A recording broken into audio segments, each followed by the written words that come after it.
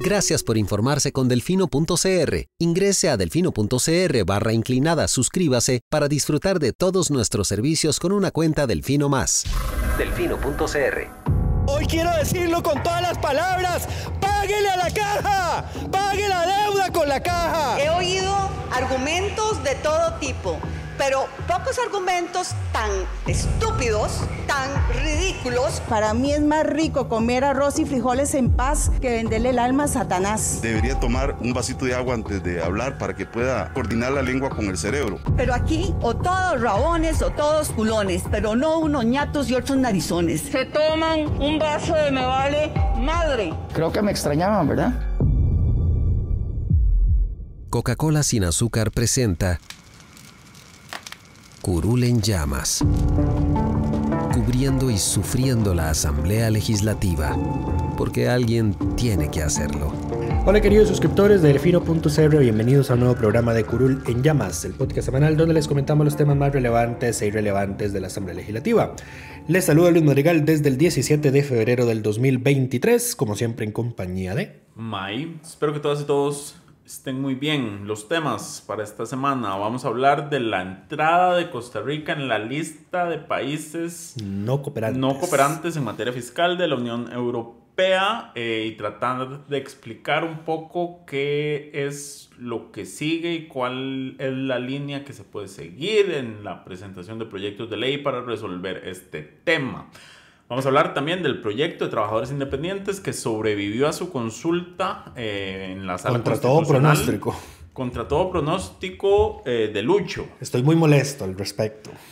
Vamos a dejar que te explayes sobre ese tema, Lucho. Después vamos a hablar de otro proyecto que no sobrevivió a la consulta de constitucionalidad, pero la Asamblea intentará continuar que se apruebe, que es el de patrocinio de licor en el deporte. Además, esta semana se firmó el tercer resello de la actual administración. Vamos a hablar un poco de eso, que está vinculado a la regla fiscal, así como del concurso para nombrar la vacante en la sala primera, que ya está la lista de 7 nombres que se presentaron en la comisión de nombramientos. Pero empecemos por el principio. Como les habíamos adelantado la semana anterior, con cierto escepticismo, el ministro de Hacienda fue a hablar con los jefes de fracción para avisarles básicamente 4 días antes que el país iba a entrar a la lista de países no cooperantes de la Unión Europea.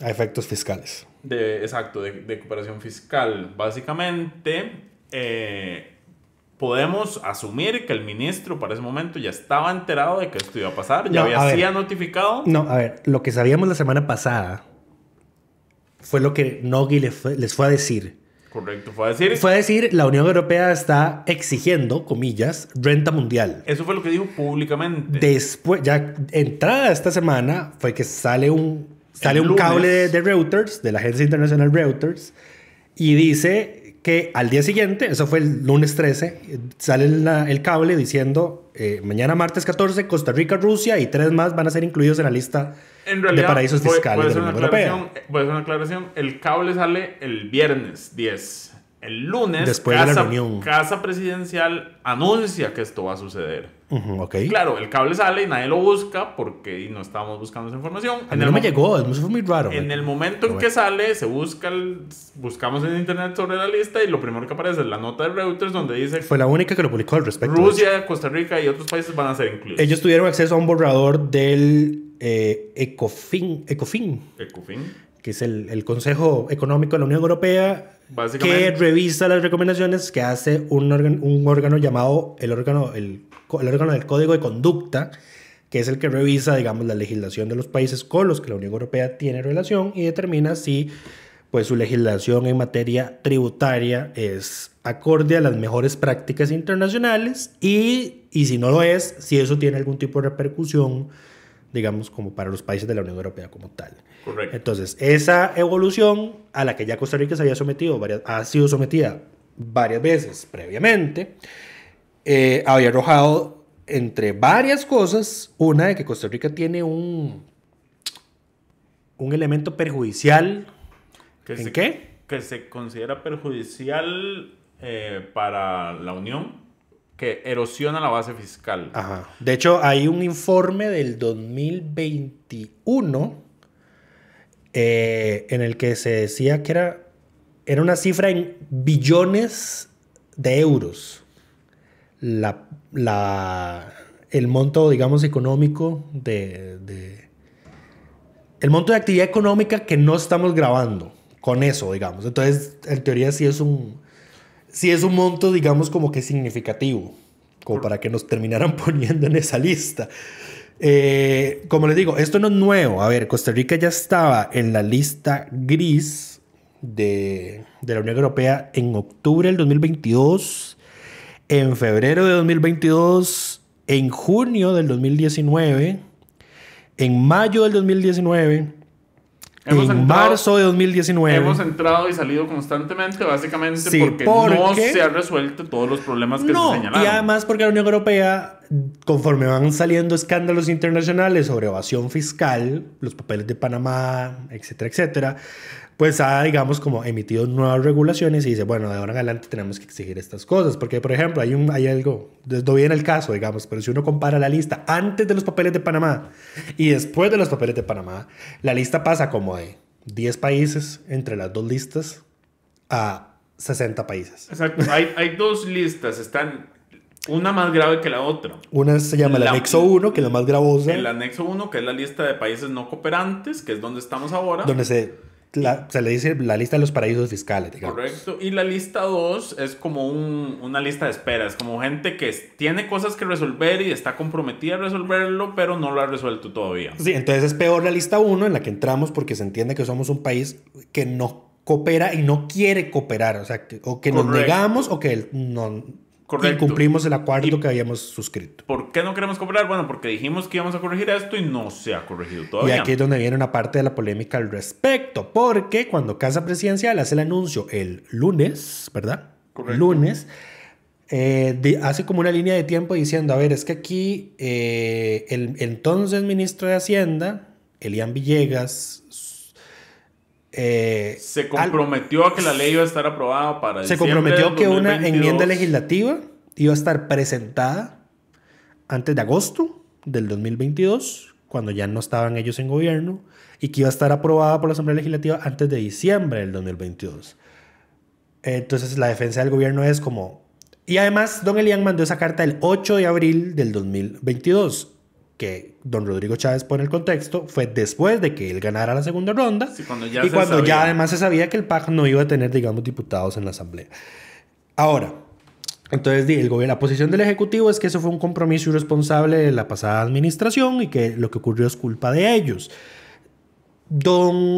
Además también mencionaron al exministro de la Presidencia... Entonces ministro de la Unión Europea, don Sergio Alfaro. No ministro, embajador. Embajador, don Sergio Alfaro, sí. Don Sergio Alfaro dice, yo le advertí al canciller de que esto iba a pasar. En mi informe final de labores. Uno va y busca el informe final de labores de don Sergio y resulta y acontece que efectivamente ahí sí estaba la advertencia. De hecho, también tiene mención a unos oficios de COMEX donde al parecer se abordó el tema. Luego, no sé cómo, pero apareció publicada en La Nación una carta que una alta funcionaria de la Unión Europea le había mandado al entonces ministro de Hacienda, Rodrigo Chávez Robles, pidiendo la información sobre qué está haciendo Costa Rica al respecto en esto, porque estoy haciendo esta evaluación sobre lo de la lista gris o la lista otra. Entonces necesito esta información. Entonces la posición, digamos, como del anterior gobierno es que don Rodrigo Chávez también ya sabía. Ahora, y luego La Nación también sacó una noticia diciendo UCAEP también sabía que esto iba a pasar. Por supuesto. Ahora, porque UCAEP salió a decir que ellos no fueron enterados hasta la misma semana que se dio la nota. Correcto. Ahora, algo importante es que el propio comunicado de Casa Presidencial dice que desde agosto los ministros estaban enterados y estaban trabajando en el tema con negociaciones con la Unión Europea. Y que la Unión Europea no aceptó. Si lo sabían desde agosto y no presentaron el proyecto de ley y no lo han presentado todavía porque dicen que hasta mayo, claramente no es solo responsabilidad de la administración anterior. Y además, ahora, la defensa del gobierno es que ellos se sentaron a negociar con la Unión Europea para pedir un cambio, digamos, de compromiso o una prórroga, y la Unión Europea se los rechazó. Entonces, ante esto, Nogui Acosta llegó al extremo de calificar a la Unión Europea como intransigente. Correcto. Ahora, más allá de las responsabilidades que no vienen al caso en este momento, porque claramente todos son responsables. Bueno, sí, eso sí. ¿Qué es lo que están reclamando exactamente? Y esto es algo importante, porque el reclamo es que este tema tiene que estar regulado por vía ley, porque recientemente la Sala Constitucional ya ratificó lo que Hacienda ha venido haciendo en esta materia, por interpretación propia, digamos. Y Hacienda lo ha venido haciendo por resoluciones, digamos, refrendadas por el Tribunal Fiscal. Exacto, pero no existen, no está en la ley expresamente. Resoluciones que fueron impugnadas, que se llevaron a la Sala Primera, que en este caso es la casación para temas tributarios, que la Sala Primera le dio la razón a Hacienda, y aquí es donde viene entonces la Sala Cuarta, porque no es culpa de la Sala Cuarta. A ver, la ley de la jurisdicción dice que si usted quiere impugnar resoluciones jurisprudenciales, resoluciones, tiene que haber jurisprudencia, y la jurisprudencia se crea cuando existen 2 o más resoluciones en un mismo sentido. Correcto. Entonces la sala lo que dice es, esta sala está aplicando mal esa jurisprudencia, y la sala dice, no, entonces no la está aplicando mal. Entonces la Sala Primera tiene razón en darle la razón al Ministerio de Hacienda. O sea que la jurisprudencia se sostiene constitucionalmente. Exacto. Por así decirlo. No es que la Sala Primera se inventó algo de la manga, digamos. Se lo inventó, pero le dio la razón a la interpretación que hace Hacienda, porque lo cierto es que en la ley no existe. Esa era una queja cuando se dio esta resolución de la Sala Constitucional. Ahora, fue polémica en su momento, pero como es un tema tan técnico, a la gente no le importa. Correcto. ¿Qué es específicamente lo que pasa? Bueno, existe lo que se llaman rentas pasivas, que las rentas pasivas es las que se ganan cuando usted no tiene que hacer nada, básicamente. La renta pasiva es lo que usted gana nada más por tener plata e invertirla. Ok, como cuando yo tengo mi plata en mi cuenta de ahorros inexistente y genero intereses por esa plata. Correcto, esos intereses son una renta pasiva. Correcto. Se llama renta pasiva porque renta activa es en la cual usted tiene que hacer algo para generarlo. Ya sea trabajar, ya sea poner una empresa, vender productos, pero vender servicios. Pero el acto de meter la plata en una cuenta de ahorros no califica como una renta activa. Tener plata y generar ganancias a raíz de que nada más tengo plata es una renta pasiva. A ver, lo estamos metiendo en un tono jocoso porque hemos estado quebrándonos la cabeza los últimos 7 días tratando de entender todo este desastre. Correcto. Porque inclusive la gente tributarista o la gente con conocimiento económico con la que hablamos al respecto son muy técnicos. O inclusive ellos mismos están confundidos. Correcto. Ahora, ¿qué es lo que pasa? Bueno, que lo que dice la Unión Europea que necesitamos no es necesariamente renta mundial, que fue lo que Nogui fue a anunciar. Que aquí viene otro problema, porque, a ver, cuando Nogui Acosta fue interpelado en el plenario, si uno ve el acta y busca Unión Europea o renta mundial, primero, no dice renta mundial. Si ustedes buscan la palabra mundial, en ningún momento se menciona atado a renta, número 1. Entonces, Unión Europea, aparece una mención. Y Nogui lo que menciona es renta global. Claro, pero no dice que la Unión Europea lo esté exigiendo y con un plazo perentorio de el martes. Hagamos un paréntesis para explicar, porque esto es un tema complejo. ¿Qué es renta global, renta mundial? ¿Cuáles son las diferencias? Y tenemos que empezar diciendo que en Costa Rica tenemos lo llamado renta territorial, cedular. Un segundo, porque ya vas a confundir a la gente. En Costa Rica existe lo que se conoce como renta cedular. Esto es, cada fuente de ingresos tributa y tiene una tabla de cuánto debe pagar aparte. O sea, las personas que reciben un salario, por ejemplo, están exonerados hasta 980,000 colones. Ojalá. Y ese es el tramo de este año. Okay. Por encima de eso, pagan un 10% hasta 1,300,000. Y así va sucesivamente. Y ahí sigue subiendo. Pero además, si usted genera rentas pasivas, si tiene inversiones o un segundo trabajo, o recibe una pensión. Exacto. Esa todo paga eso aparte. Paga sus respectivos. Cada uno paga su propia tabla. Es un impuesto diferenciado. Exacto. Cada uno paga su propia tabla, su propio impuesto y no se acumula. Por eso es que ahí es cuando usted escucha impuestos sobre la herencia, impuestos sobre la renta. Correcto. No sé qué. Entonces, por ejemplo, si yo tengo 2 trabajos de medio tiempo y cada uno paga 900,000 colones, no estoy seguro que a mí me cobren impuesto a la renta. Porque cada salario es independiente. A ver, enlacémoslo con algo que la Asamblea está legislando para arreglarlo, los multipensionados. Correcto. Como las pensiones están exoneradas del impuesto sobre la renta, la misma proporción que los salarios, si usted recibe varias pensiones inferiores al tramo exento, usted no paga impuesto por ninguna de ellas. Correcto. Entonces, ¿qué a es lo pesar que quiere? de que la suma total sí supera el límite que paga una Entonces, persona. ¿qué es lo que quiere hacer la Asamblea? Y este gobierno, unificar esos ingresos. Correcto. Para que usted pague impuestos sobre esa sumatoria de esas pensiones sumadas que usted ingresa. Entonces es lo mismo que aquí que pasaría, digamos, con el tema, con el otro. Ahora, aparte del hecho de que está fragmentado en las diferentes fuentes de ingresos, en Costa Rica tenemos la renta territorial, es decir, a nosotros se nos cobra por lo que generamos en este país. En nuestros límites geográficos. En nuestros límites geográficos y no está vinculada a nuestra nacionalidad. Correcto. Entonces, si yo voy al extranjero y trabajo en el extranjero, no tengo que pagar impuestos en Costa Rica. A menos de que tenga alguna actividad que esté generando. Ajá, pero solo pagarías por esa porción pequeña. Exacto.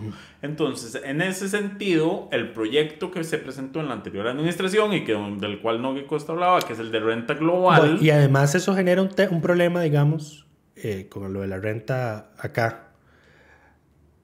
Porque entonces si nosotros nos vamos a un momento a otro país a trabajar y no tenemos, digamos, allá el mínimo de tiempo que se requiere para que consideren que tenemos que pagar impuesto allá, entonces por lo que vamos a generar allá no pagamos ni impuesto allá ni impuesto acá, porque no lo genera en Costa Rica. Correcto. Y ahí es donde viene uno de los problemas. Correcto. Que no estamos pagando impuesto en ninguno de los dos lados. Pues sí, eso es una doble no imposición. Correcto. Esos son problemas en ¿cómo se llama? Entre sistemas. Ajá. Pero bueno, el proyecto que se presentó, el del que se ha hablado, que es el de renta global, lo que hace es unificar todas las fuentes de ingresos. Entonces a mí agarro mi salario, lo que me pagan, que tengo por tu negocio, las inversiones, personal, lo que me den dividendos, que me dan sociedades y demás. La herencia que heredas, la pensión que heredaste, etc. Todo eso se une, todo lo que se genera en Costa Rica y sean ingresos míos se unen y se mete en la tabla de cuánto impuesto debo pagar según todo mi ingreso completo. Correcto. Además, posteriormente, esa es la renta global clásica. Ajá. Aquí sacamos también la propuesta de que haya una renta global dual, y esto lo que es, porque esto aplica para personas físicas y personas jurídicas. Lo que hace es separar a las personas físicas de las personas jurídicas, pero ambas sus ingresos quedan en un impuesto único, de forma muy simplificada. Pero sigue siendo territorial, se cobra solo por lo que se genera aquí en el país. Renta mundial lo que hace es decir, bueno, no, usted, todo el dinero que reciba, no importa si lo generó acá o lo generó en el extranjero, si usted es residente fiscal costarricense que tiene que cumplir con el mínimo de tiempo que mencionaba Lucho, tiene que tributar por esos ingresos, los de aquí y los de afuera. Correcto. Y en esos casos lo que existe son tratados de no imposición. Además, cuando se aplica renta mundial, lo que se hace es que yo digo, bueno, esto lo generé en Estados Unidos, pero en Estados Unidos me bajaron esto de impuesto, entonces se me crea acá un crédito fiscal sobre ese monto. Correcto. Porque ya tributé en otro lado por eso. El vacío que para tenemos... Para que lo entendamos más o menos, pongámosle un caso famoso, el de que está enfrentando Shakira en España. Ese fue el caso que venía dando ahora Felipe en Hablando Claro. Yo no escucho Hablando Claro, no porque no me gusta, sino porque no tengo un golpe a Vilma. No, yo estimo mucho a Vilma, me disculpa. Igual lo escucho cuando voy con May los viernes. Nunca va a ningún lado conmigo los viernes, es un mentiroso. Vamos a grabar a veces donde llego, ahí es cuando lo escucho.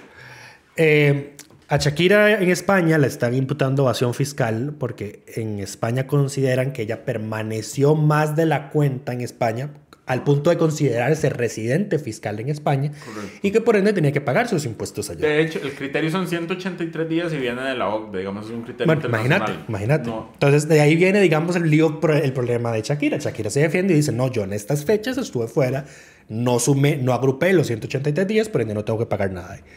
Y entonces ahí es por donde ustedes luego ven, si están enterados como del mundo de la internet, es porque los youtubers se van a países como Andorra, donde entonces... Y ahí está todo el lío España-Andorra. Pero bueno, ese era el caso famoso, digamos. Lo de los tiempos en los que uno, digamos, vive o pasa en ese país como para considerarse residente fiscal. Correcto. Ahora, ¿dónde está nuestro vacío? Nuestro vacío es que en Costa Rica, legalmente, no. Si yo estoy domiciliado en Costa Rica, invierto en el extranjero para generar rentas pasivas, Invierto mis ganancias en comprar bonos, por ejemplo. Correcto. Dinero que yo produje acá, lo invierto en el extranjero y lo invierto en un lugar que no cobra impuestos.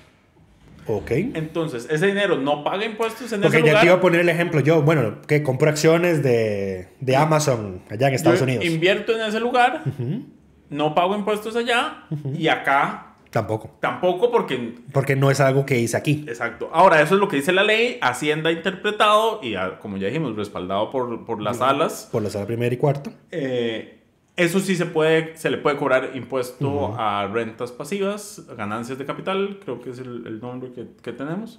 Y eso Hacienda lo aplica por normativa, digamos. Por interpretaciones, por resoluciones. Correcto, pero no está en la ley y lo que la Unión Europea está pidiendo es como necesitamos una ley que haga eso, justamente. Okay. No necesariamente la Unión Europea lo que dice es apliquen renta mundial, porque eso no es lo que ha dicho. Sin embargo, parece ser que el gobierno quiere aprovechar la coyuntura para aplicarle renta global a esto. Renta mundial. A ver, de hecho, lo que al parecer planteó la anterior administración es que la forma de solucionar eso era renta mundial. No, renta global. Renta global. Ok, y entonces la posición del gobierno es, es que eso es un problema porque cambia, no, lo que propuso fue renta mundial según Nogui, porque la justificante de Nogui es lo que quieren comprometer eso fue una irresponsabilidad porque cambiar de renta territorial a renta mundial es un cambio radical en la historia tributaria de Costa Rica, que siempre ha sido territorial. Correcto, pero Nogui es de la tesis que no se sostiene, digamos, según lo que han analizado distintas personas, entre lo que pide la Unión Europea y renta mundial. Nogui es de la tesis de que solo renta mundial soluciona este problema. Eso no es del todo cierto. Y las personas expertas que han hablado de este tema han dicho esto se puede solucionar por otra vía. De hecho, de nuevo, regresando a Felipe, él decía como de hecho sería bueno que se regule por vía ley porque lo estamos haciendo únicamente por interpretación de las salas. Y ya después, luego hablaremos cómo cambia de posición en las salas. Exacto, pero bueno, ¿qué podemos esperar en este tema? Bueno, lo cierto es que Costa Rica seguirá en esa lista, pase lo que pase, hasta por lo menos octubre, que es cuando se hace la nueva revisión. Se esperaría que de aquí a esa fecha se presente un proyecto de ley que venga a solucionar el tema. Esto se complica si el proyecto de ley que presentan va a buscar la salida por vía de renta mundial. Pero sí, entonces seguirá siendo tema. Suena irresponsable en cierta medida porque lo que necesitamos urgentemente es un parche para salir de esa lista. Como siempre. Exacto. Ya luego la discusión, porque vamos a ver, el anterior gobierno intentó varias veces con renta global y la anterior Asamblea Legislativa se lo rechazó varias veces. Pues sí, la Comisión de Escenarios, exactamente. Ya renta mundial es otra cosa, ¿verdad? O sea, entonces, sale Nogui en la interpelación, dice, no, es renta global lo que pide la Unión Europea. Luego el jueves, en esa reunión secreta de la que hablábamos, dice, no, es renta mundial. Bueno, a la putica. Entonces ahí es donde uno dice, esto suena raro, ¿verdad? Y luego va uno a revisar los informes que había sacado el órgano del Código del Conducto de la Unión Europea sobre el tema. Y uno dice, bueno, aquí no hay por ningún lado dice que tiene que ser renta mundial. Entonces, nada más dice que hay que arreglar eso. O sea, que el problema es eso. Se puede buscar otra forma para arreglarlo. El tema es qué tanta creatividad... A ver, el tema va a ser qué tan intransigente van a ser los actores políticos que tienen que proponer o resolver esto para ver qué tan rápido salimos de esa lista. Correcto. Pero bueno... Porque no tuvimos la misma suerte que tuvo Qatar de que tenemos tanta de que le dieran más tiempo, de que le dieran más tiempo. Pero pobrecitos, tenían el mundial encima y no les dio pecado, tiempo. ¿Verdad? Qué pecado, es un país muy pequeño, entonces muy poca gente. Qué pecado, pero bueno. Pero bueno, pasemos al siguiente tema. Hablando de cambios jurisprudenciales en las salas.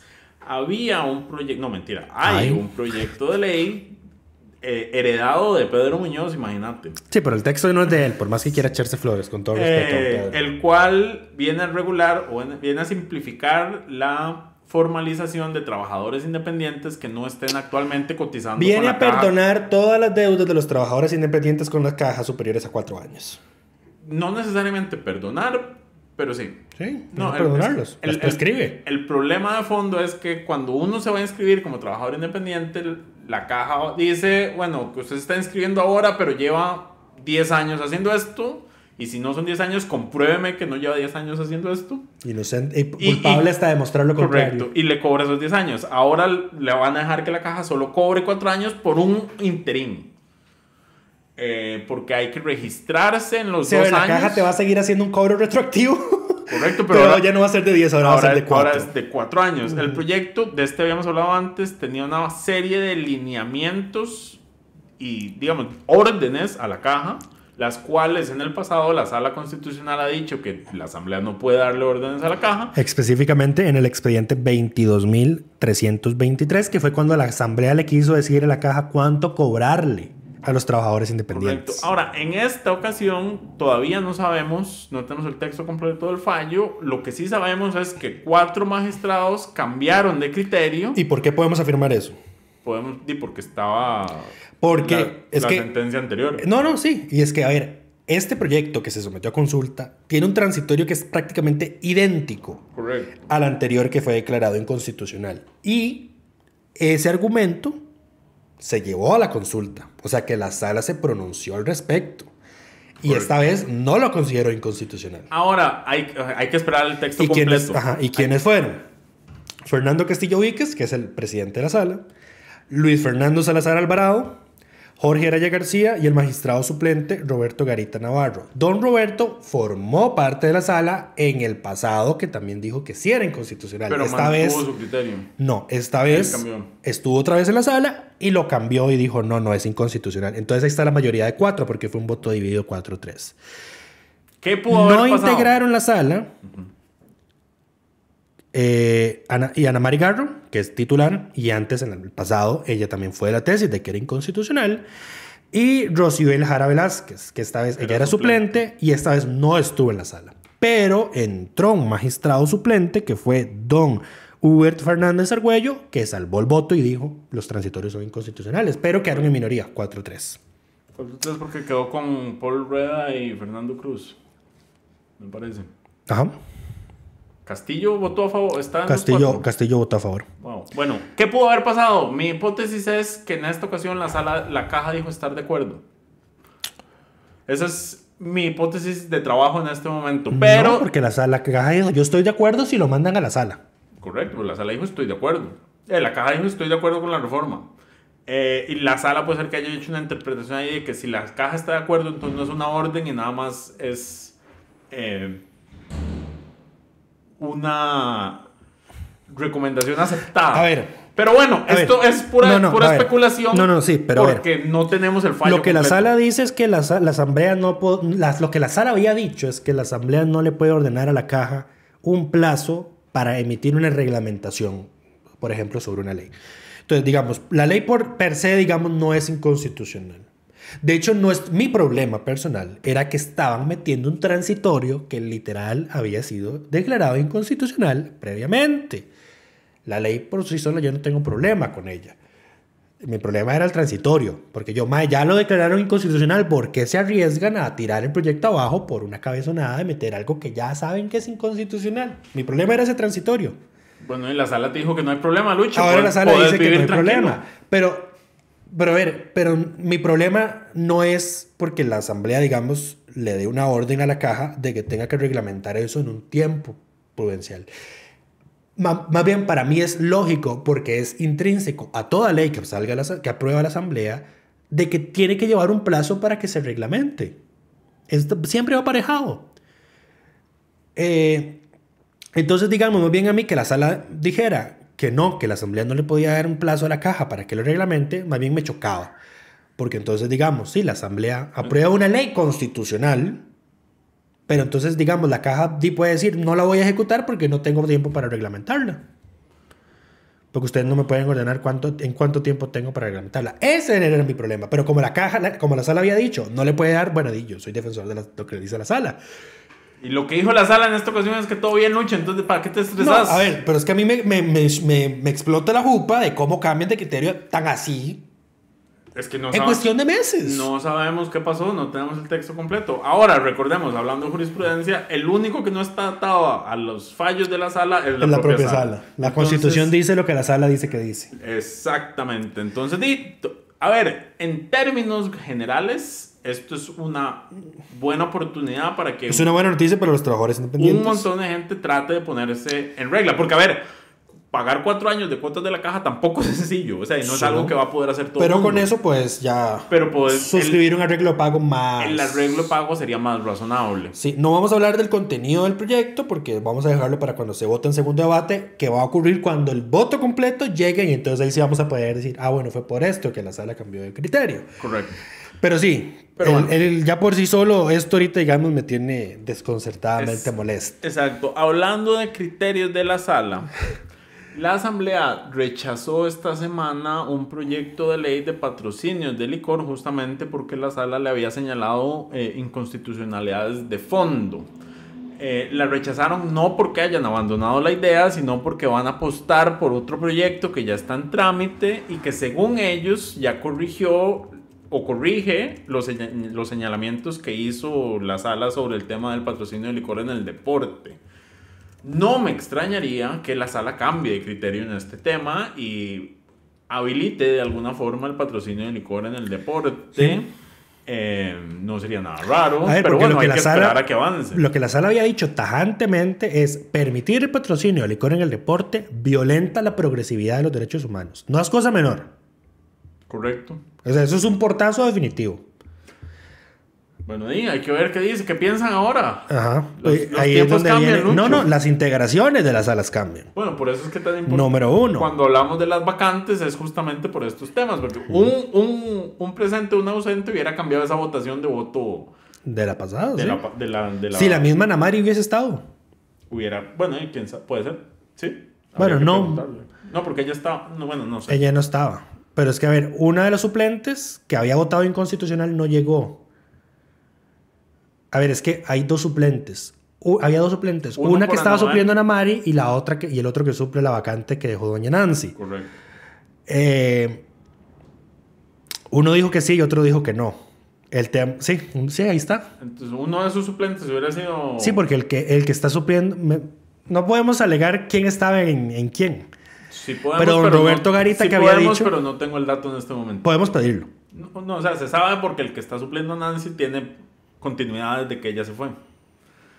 ¿Seguro? Sí, porque los nombramientos, cuando las vacantes son permanentes hasta que se nombre nuevo, se nombra a una persona que cubre esa vacante todo el plazo. Entonces fue don Roberto Garita.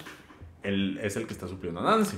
Ajá, ok. Sí, fue don Roberto Garita. Y don Hubert, sí, digamos, se apegó, digamos, a lo que había dicho Ana María en el pasado, que era inconstitucional. Ok. Entonces ahí está. La vacante que dejó doña Nancy es la que cambió el suplente que suple a doña Nancy. La que definió el tema. Correcto. Pero bueno, patrocinio de licor. ¿Qué más íbamos a hablar de este tema? ¿Para cuándo está el proyecto de ley? No sabemos. A ver, no, se había declarado inconstitucional. Ajá. Se fue a la Comisión de Consultas de Constitucionalidad. La comisión recomendó devolverlo a la comisión dictaminadora. Yo no sé para qué. El plenario votó en contra unánimemente de devolverlo a comisión. Entonces el presidente dijo, ese día estaba presidiendo doña Melina, sí. Doña Melina dijo, bueno, como se rechazó el informe, mañana lo sometemos a votación en segundo debate. Se sometió a segundo debate y se rechazó unánimemente. Claro, y se puede hacer porque los señalamientos de la sala fueron de fondo, no de forma. Entonces no detienen el avance del proyecto. Correcto. Igual se votó en segundo debate y se rechazó. Pero doña María Daniela Rojas, que es la jefa de fracción del PUSC, explicó el voto y dijo, a ver, lo estamos votando en contra porque hoy mismo se dictaminó un proyecto de ley para permitir el patrocinio del licor en el deporte que es menos, digamos, es más pequeño, es más conciso que el proyecto que se declaró inconstitucional. Y es una reforma muy precisa de la Ley General de Salud que dice que se permite y que no va a permitirse en los equipos de divisiones de menores de edad. Correcto. Eso es todo. Es una reforma más sencilla. Lo que hace es... El otro crea un fondo... No, pero de todas formas, igual el otro decía que no se iba a permitir en el tema de menores de edad. Correcto. El tema no es que se permita que se permita o no en menores de edad. Es que permitirlo en su generalidad, según la sala anterior, violenta la progresividad de los derechos humanos. Claro, la lógica es que no importa dónde esté, la publicidad va a llegar a menores de edad. Exactamente. No es el tema de los equipos menores sean patrocinados por bebidas alcohólicas. Así es. Pero bueno, igual la diputada Rosaura Méndez también metió un proyecto de ley que va en esa misma línea por si acaso ese ya dictaminado falla. Pero bueno, pasemos al siguiente tema. Esta semana se dio el tercer resello de la actual administración. Y el 7º, 8º de los últimos 40 años. No. O sea, es el 7º. 67. Es el 7º de los últimos 40 años. Ok. Tercero del actual gobierno, 7º de los últimos 40 años. 67 de la Segunda República. Ok. Más o menos. Pero bueno, ¿qué se reselló? Se reselló la ley que saca a Procomer de la regla fiscal. Ustedes recordarán que al finalizar el pasado periodo de sesiones ordinarias, esto estaba listo para resellarse. Las bancadas acordaron con... De hecho, devolvámonos un poquito más. Dale. Cuando la Asamblea sacó al 911 la regla fiscal, lo aprobó en segundo debate, Chávez lo vetó. Sí. Y lo que dijo es, si sacan al 911 también tienen que sacar a Procomer. Y entonces la Asamblea... instituciones, ajá. Sí, pero en una de ellas era Procomer. Pero eso, así lo dijo. Si sacan al 911 tienen que sacar a Procomer. La Asamblea atinadamente le dijo, vea señor, el proyecto tiene como título sacar al 911. No podemos meter a una institución que no se llame 911 en el proyecto. Metieron un proyecto nuevo. O retomaron un proyecto que ya estaba ahí sobre Procomer. Ese proyecto ya estaba aprobado, pero bueno, porque fue el primer veto de Chávez. El tema es que no podía meterse en el del 911 como lo quería Chávez, al parecer, para justificar el veto al del 911. Correcto. Entonces la Asamblea lo resella, el del 911, y va con el de Procomer. Lo aprueba y Chávez también lo veta. Porque ahora dice, bueno, sí, pero es que en realidad lo que hay que hacer es una reforma de la regla fiscal porque también hay que sacar otras cosas. En realidad eso no pasó en esa línea cronológica que tenés, porque primero se votó Procomer y después se vetó Procomer y después se vetó el 911. Procomer fue el primer veto de Chávez. Procomer quedó aprobado durante... A ver, entonces eso lo deja peor.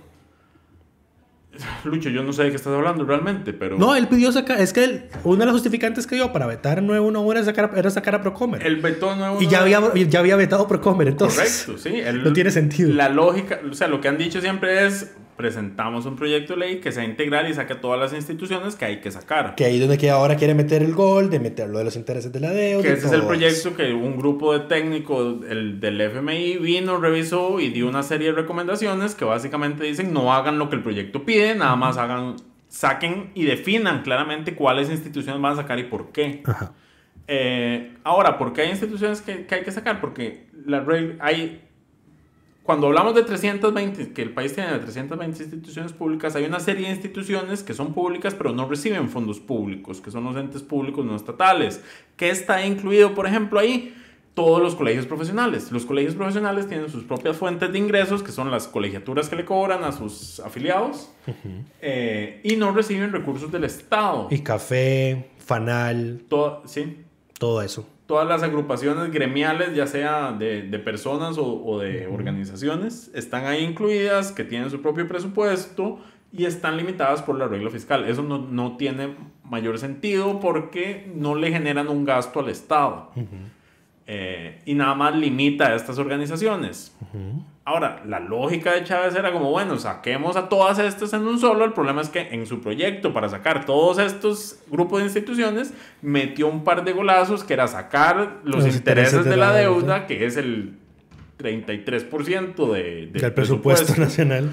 Sacar eso de la regla fiscal. Entonces, si sacas eso, y esto lo dice el fondo, si sacas los intereses, abrís un margen de crecimiento, porque además los intereses, por la estructura de deuda que tenemos, crecen más que el resto del presupuesto. Entonces, al quitar eso de la ecuación, abrís espacio para el gasto corriente.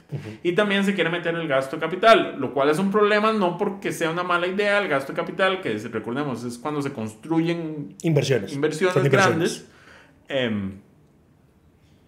Eso se debería hacer, digamos, por un tema de reactivación económica. De hecho, las recomendaciones las recomendaciones en momentos, digamos, de recesión económica es construir infraestructura. Construye infraestructura pública, porque eso genera empleo y reactivación económica. Correcto. De hecho, el año pasado, según los datos del Banco Central, el sector construcción es el que arrastra el crecimiento de la producción, porque es el que más de crecimiento tiene en los últimos periodos. Lleva ya como no sé cuántos meses consecutivos de índices mensuales de actividad económica negativos. Pero bueno, ¿cuál es el problema de sacar rentas, sacar el gasto de capital de la regla fiscal? Que pasa lo que el fondo llama creatividad contable. Y es que entonces los gobiernos empiezan a meter como gasto de capital cosas que no son gasto de capital. Que ya se hace ni siquiera con esta reforma. Que la Contraloría se ha echado sus pleitos, por ejemplo, con las universidades o con otras instituciones, sí. Pero que quieren meter como gasto de capital gastos que no son de capital, que son gastos corrientes. Correcto. Entonces aquí es donde vemos diputados que dicen, sí, pero es que la inversión en educación, por ejemplo, no es un gasto. A ver, ideológicamente la concepción que tenemos de gasto como algo negativo que se desperdicia, sí, estamos absolutamente de acuerdo.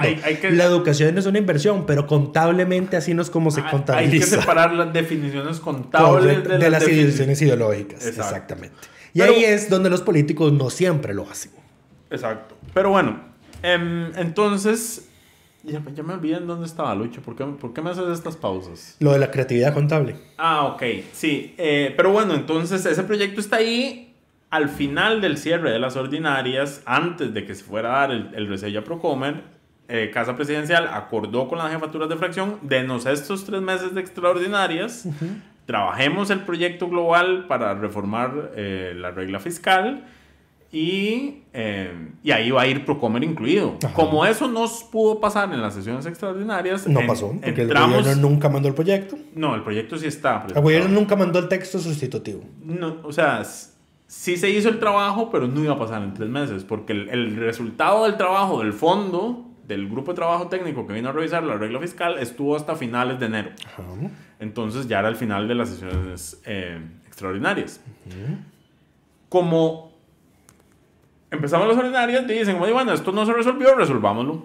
Pasémosle por encima y bueno, ya. De hecho, varios de los discursos al resellar Procomer precisamente van en esa línea. Por ejemplo, el Frente Amplio lo que decía es, a ver, sí, muy bonito, estamos de acuerdo en que hay que reformar la regla fiscal porque desde un inicio dijimos que estaba mal y toda la cosa, pero digo, no vamos a mantener atadas a las instituciones que hay que sacar a un proyecto que el Ejecutivo no ha mandado el texto que prometió mandar. No ha avanzado. Exactamente. Entonces, no, o sea, ya claro, porque lo que está pendiente ahora es un texto sustitutivo que se acomode a las recomendaciones que se dieron. No, y resulta y acontece que lo que dijo Natalia Díaz al día siguiente de la conferencia del Consejo de Gobierno, después del resello, es, a ver, el acuerdo, lo que vamos a terminar haciendo es, todavía no lo ha hecho, pero ya se lo anunció, es... meterle una dispensa de trámites al proyecto con un texto en el que para sacar todo lo que los diputados estén de acuerdo y en el resto negociamos después. Entonces el gobierno prácticamente estaría renunciando, digamos, a sacarlo a lo demás. Exactamente. Correcto. Sí, ahora yo creo que todos van a estar de acuerdo en entes públicos no estatales porque no afectan al presupuesto. El tema es que nadie quiera meter algo más. A ver, lo que tienen que tener cuidado, pero de siempre mantener que aunque sea un ente público no estatal, que si recibe transferencias, sí. Eso sí hay que mantenerlo ahí adentro. Como tienen las municipalidades. Exactamente. Correcto. Pero bueno, además, como eso está en pendiente, se aprobó esta semana una dispensa de trámites a un proyecto de ley que... multipartidista. Exacto. Busca sacar de la regla fiscal todo lo que tiene que ver con becas estudiantiles. Que la redacción, por cierto, de ese proyecto no es la más feliz, porque dice a las instituciones educativas en lo relativo al otorgamiento de becas, subsidios o ayudas. O sea, saca ahí ese es un problema. Sí. Porque, por ejemplo, las becas Avancemos las da Limas. Ajá. Bueno, pero por transferencia del MEP. Correcto, pero entonces, si las da Limas no cuenta como institución educativa, entonces eso no estaría... La redacción era más feliz, exacto. Las becas Avancemos no estarían quedando fuera de la regla fiscal y se tendrían que... Esa redacción está mal, sí, tienen que arreglar. Eso incluiría básicamente a las universidades públicas. Y al INA. Al INA y cualquier programa de becas que opere a través del MEP. Directamente y no por transferencia. Si esa redacción no es la más feliz, eso probablemente beneficie directamente a las universidades, que por cierto la Contraloría dijo que todas, excepto la UTN, van a crecer tanto en monto como en cantidad de becas otorgadas este año cuando hizo su análisis presupuestario del presupuesto educativo, el más bajo en los últimos 9 años en relación al PIB. comercial de la nota que hicimos, que pueden revisar en el sitio. En fin, probablemente esta dispensa de trámites se llegue a conocer la otra semana. Rápidamente. Si hay acuerdo, probablemente se apruebe rápido. Probablemente puede haber oposición de liberal progresista, porque don Eli lo que decía, a ver, estamos de acuerdo en reformar la regla fiscal. Tratando de mantener alguna coherencia ideológica, Feinsack dijo que si estoy a favor de que se saquen todos los entes que no aportan al gasto y a la deuda, tengo que estar en contra de todos los gastos. Todo lo contrario, todo lo que digamos, sí aporte. todo lo que sí aporte debe estar metido en la regla fiscal. Correcto, y eso incluye, por supuesto, este tipo de becas y subsidios. Correcto. Pero bueno, eso con el tema de la regla fiscal y los resellos. Volverá a ser tema. ¿Cómo nos persigue la regla fiscal? Cada cierto tiempo tenemos que hablar de ella. Necesito que baje ya, que salgamos del escenario 4 para que esto se calme un poquito. Claro, paréntesis. En el escenario más restrictivo, que es en el que estamos, es en el que se incluye el gasto de capital dentro de la regla. En los otros 3 escenarios, el gasto de capital está fuera de la regla fiscal. Ahora, ¿cuándo se proyecta que saldremos de este escenario? 2028. No sé, están, mi amor. Sí, y recordemos, este escenario es también el que congela los salarios por ajuste de costo de vida al sector público. En fin, pasemos al siguiente tema. La Comisión de Nombramientos conoció esta semana las 7 personas que presentaron su nombre para el concurso en la sala primera. Ya les digo quiénes son las personas y cómo fueron calificados. Recordemos que la Comisión de Mentirillas definió una metodología en la cual los atestados valen 45% de la nota, mientras que la entrevista que tienen que hacer ahora tendrá un valor de 55%. ¿Cómo le fue a las 7 personas que se postularon? La nota más baja la tuvo Germán Serrano García y Carlos Chaverri Negrini, a quienes a sus atestados le asignaron una calificación de 65 puntos. La mínima para ser entrevistados. No hay nota mínima para ser entrevistados en este concurso, eso también lo eliminaron. Si se postulaban 100 personas, estaban dispuestos a entrevistar a las 100 personas. Estoy seguro que no estaban dispuestos, iban a hacer lo mismo que hicieron con la de la Defensoría. Es posible que lo hubieran ajustado, pero en la metodología que aprobaron lo dejaron abierto. Hubieran tenido que reformar la metodología. En fin, por algo es Comisión de Mentirillas. Después está doña Jessica Jiménez Morales, que tuvo un 85, Luis Diego Ramírez González un 88, Carlos Humberto Góngora Fuentes con un 89. Ese don Carlos es Alexandra Alvarado Paniagua tiene un 91. Y ese Paniagua es recurrente. Y Jorge Leiva Poveda tuvo un 96. Me parece que en mayor o menor medida hay varios magistrados suplentes de las listas de suplentes. Sí, y don Carlos Góngora no es magistrado suplente, pero uno fue diputado y 2 es juez del Tribunal Contencioso Administrativo. Ok, ya están egresado del Liceo de Costa Rica, por eso me acuerdo de él. Ya están disponibles los currículums que cada uno de ellos presentó a la Asamblea Legislativa, el cual vamos a poner a disposición en una nota que prepararé en el momento en que terminemos este podcast. Para cuando lo escuchen ya estará más que publicada. Ya estará publicada y viralizada. Pero en fin, eso es lo que pasó. Ahora se tiene que mandar a publicación los nombres. Una vez que aparezca publicado oficialmente, se abren 5 días para que todas las personas y organizaciones puedan hacer sus comentarios y objeciones a cualquiera de las candidaturas, si así lo consideran. Y posteriormente se definirán las fechas para las entrevistas que se tienen que realizar. Paréntesis, porque cuando se conoció esto se volvió a trazar el conocimiento del concurso de la sala tercera, el cual tiene calificaciones finales desde el año pasado y no han querido entrar a conocer. Cada vez que se conoce dice todavía estamos en valoración y ponderación de las notas, lo cual es falso porque hasta yo las tengo ya con la corrección de la nota por el escándalo de Gilbert Jiménez y Dinora Barquero. Pero no han querido entrar a conocer el tema. Sí, yo le pregunté a doña Alejandra Larios, que es la presidenta de nombramientos, qué ha pasado con eso, y me mandó esta declaración. La Comisión de Nombramientos, una vez recibida la boleta de don Gilbert, procedió a su análisis. Sin embargo, en este lapso estuvo de por medio el receso legislativo. Una vez que retomamos las sesiones de la comisión, se recibió el expediente para la ratificación o no de del nombramiento de los miembros del Consejo Superior de la Comisión de Coprocom, siendo que la ley establece plazos muy ajustados, se procedió a darle prioridad. Esto conllevó el establecimiento de la metodología, la audiencia de las personas que se presentaron, y el día de hoy, le hace miércoles, la sesión se dedicó para el análisis y evaluación de los atestados de postulantes a nombramiento de magistrado de la Sala Primera. De ahí que en la próxima sesión se retomará el expediente de nombramiento de magistrado de la Sala Tercera. Vamos a ver si es cierto, porque eso dijeron la última vez. Claro, tuvieron muchas pausas y problemas. 5 minutos me tomó ya hacer la ponderación de las notas. Sí, no toma nada. El gráfico con las notas disponibles corregidas está en la nota que publicamos la semana pasada. Ponderar notas es fácil. Lo que ocurre es que después de esa ponderación hay que someter a votación la terna. Eso no es lo que han querido hacer. Eso es lo que no han... eso sí toma tiempo. Eso es lo que están posponiendo. Eso sí toma tiempo. No toma tiempo. Claro que toma tiempo. Mira el tiempo que tomó con lo de la defensoría. Hasta recesos tuvieron que hacer. ¿Vos no viste esa sesión? Sí, claro, pero no han querido meterse en ese tema. Claro. Pero bueno, vamos a ver si ya la próxima semana le entran. Ya está lista la nota de quiénes son los recomendados, inclusive. ¡Wow! Exacto. Yo no sé por qué ellos están esperando algo que todos sabemos cómo va a finalizar. Ok. Porque además no tienen mayor margen de error porque la metodología dice cómo se definen los que van en la recomendación. No van a votar uno por uno como hicieron con la defensoría. Ok. La metodología dice que van los 2 hombres y las 2 mujeres con la calificación más alta. Eso ya sabemos quiénes son.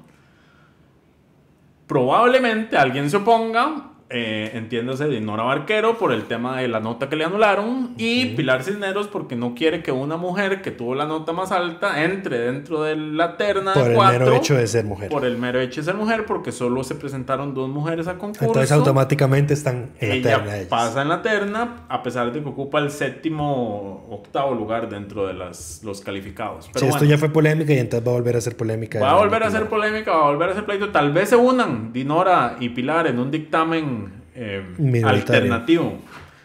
En fin, eso son los temas principales. Nos falta que Lucho nos diga quién es el diputado de esta semana. Sí, el diputado de la semana es don Leslie Bojorges León, diputado del PUSC, porque esta semana la Comisión de Asuntos Jurídicos le dictaminó afirmativamente por unanimidad un proyecto para quitarle en vía administrativa la licencia a los conductores que participen en carreras ilegales.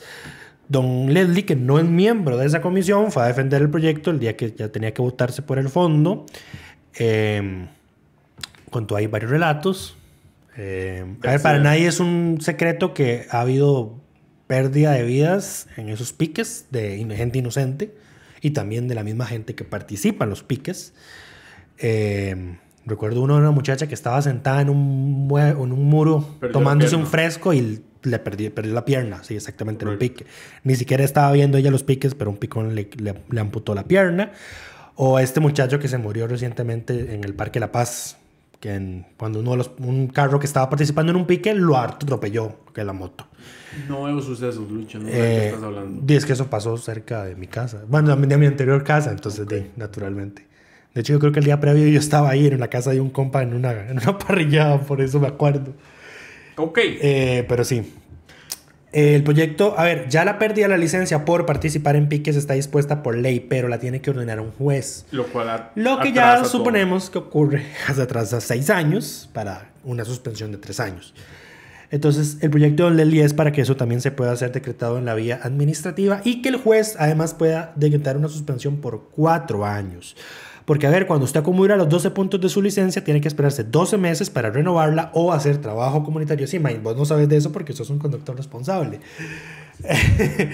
Tenés que esperarte 12 meses o hacer trabajo comunitario, trabajo social, y entonces se te va rebajando el tiempo que tenés que esperar.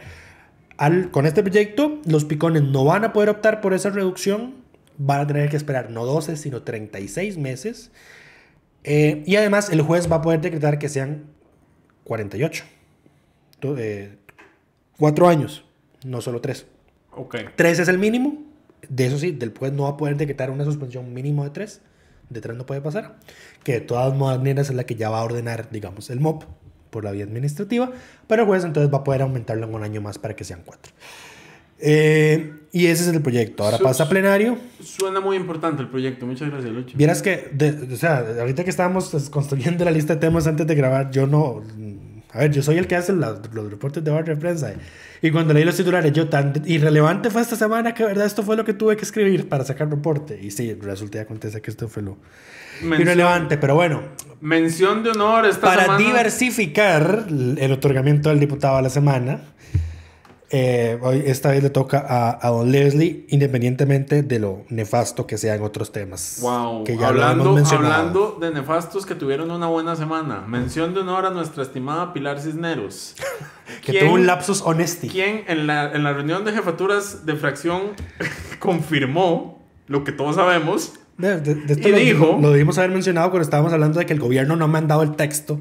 Todo bien. De lo de la regla fiscal. Estaban hablando de un proyecto que tiene ciertas objeciones que Pilar... Es un proyecto para transparentar la inscripción de bienes al registro. Entiéndase, todo, comprar un carro, comprar una casa, tiene que hacerse con una transacción bancaria, algo que deje registro. La jefa del oficialismo había pedido tiempo para que le llegara un criterio del Poder Ejecutivo al respecto, el cual no ha llegado. Entonces ella dijo en la reunión... Es que el Ejecutivo siempre nos queda mal. Nuestro problema es que el Ejecutivo nos queda mal.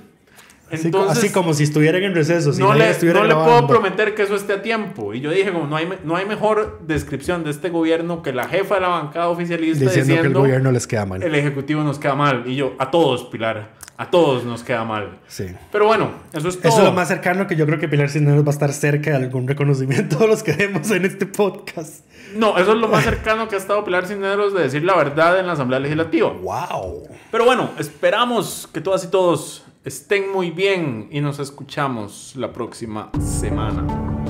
Coca-Cola sin azúcar presentó Curul en llamas, cubriendo y sufriendo la Asamblea Legislativa, porque alguien tiene que hacerlo.